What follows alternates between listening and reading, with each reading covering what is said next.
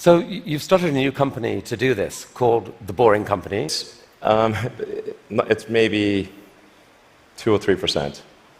You've called it a hobby. This is what an Elon Musk hobby.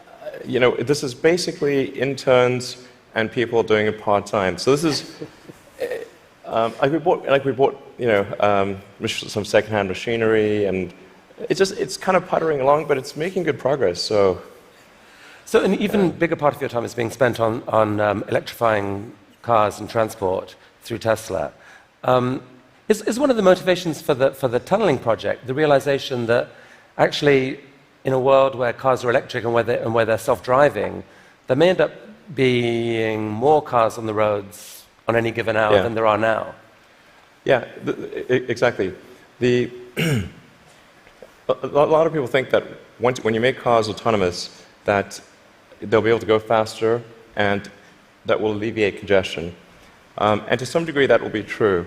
But once you have shared autonomy where it's much cheaper to go by car and you can go point to point, the affordability of going in a car will be better than that of a bus. Like, it will cost less than a bus ticket.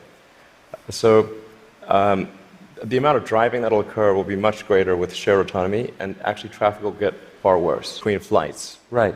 So this is allowing you to dream of this really ambitious idea of sending many people to Mars in 10 or 20 years time, I guess. Yeah. In the next 20 years. And you've designed this outrageous rocket to do it. Help us understand the scale of this thing. Well, I think visually you can see that person. Yeah, and that's the vehicle. So if that was a skyscraper, that's like a 40, did I read that? 40 stories? Yeah, maybe a little more, yeah. The thrust level of this is really, this configuration is about 4 times the thrust of the Saturn V moon rocket. 4 times the thrust of the biggest rocket humanity ever created before. Yeah. I mean, as one does. Yeah. Why, Elon? Why do we need to build a city on Mars with 1 million people on it in your lifetime, which I think is kind of what you've said you'd love to do? Yeah, I think it's important to have a future that is inspiring and appealing. I mean, I just think that there have to be reasons that you get up in the morning and you want to live.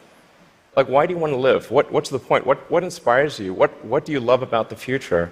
And if we're not out there, if the future does not include being out there among the stars and being a multi-planet species, I find that it's incredibly depressing if that's not the future that we're going to have.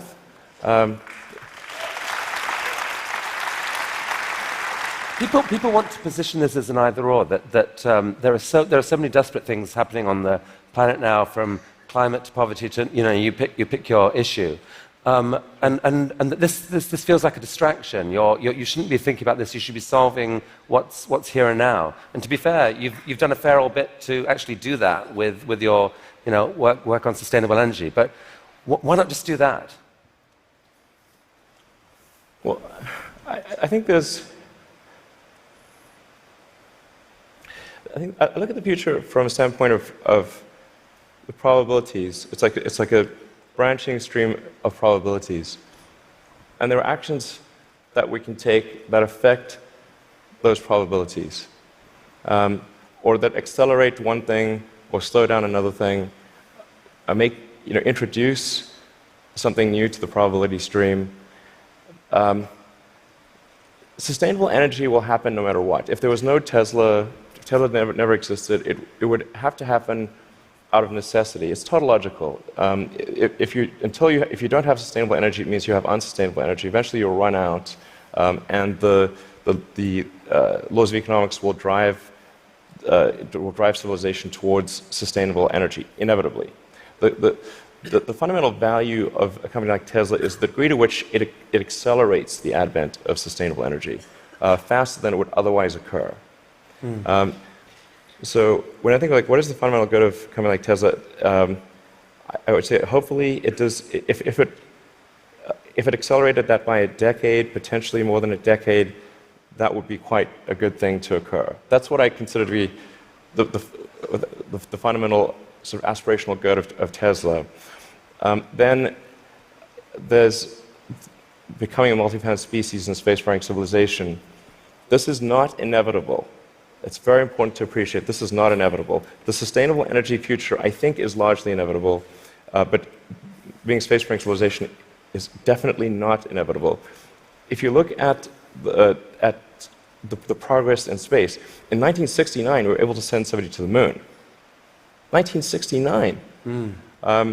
Then we had the space shuttle. The space shuttle could only take people to low Earth orbit. Then the space shuttle retired, and the United States could take no one to orbit. So that's the trend. The trend is like down to nothing. This is not. People are mistaken when they think that technology just automatically improves. It does not automatically improve. It only improves if a lot of people work very hard to make it better. And actually, it will, I think, by itself degrade, actually. You look at great civilizations like ancient Egypt, and they were able to make the pyramids, and they forgot how to do that. And the Romans, they built these incredible aqueducts. They forgot how to do it. Elon, it almost seems, listening to you and look at the different things you've done, that you've got this unique double motivation on everything that I find so interesting.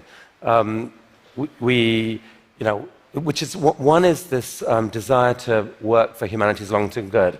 The other is this desire to do something exciting. And it's often, it feels like you feel like you need the one to drive the other. With Tesla, you want to have sustainable energy, so you make these super sexy, exciting cars to do it. Solar energy, we need to get there, so we need to make these beautiful roofs. We haven't even spoken about your newest thing, which we don't have time to do, but you want to save humanity from bad AI, and so you're going to create this really cool brain-machine interface to give us all infinite memory and telepathy and so forth. And on Mars, it feels like what you're saying is, yeah, we need to save humanity and have a backup plan, but also we need to inspire humanity, and this is a way to inspire. I think the value of beauty and inspiration is very much underrated, no question. But I want to be clear. I'm not trying to be anyone's savior. That is not the. I'm just trying to think about the future and not be sad. Beautiful statement.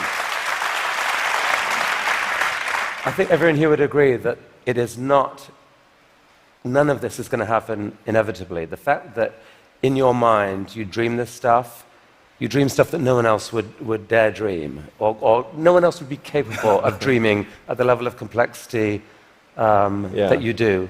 The fact that you do that, Elon Musk, is a really remarkable thing. Thank you for helping us all to dream a bit bigger.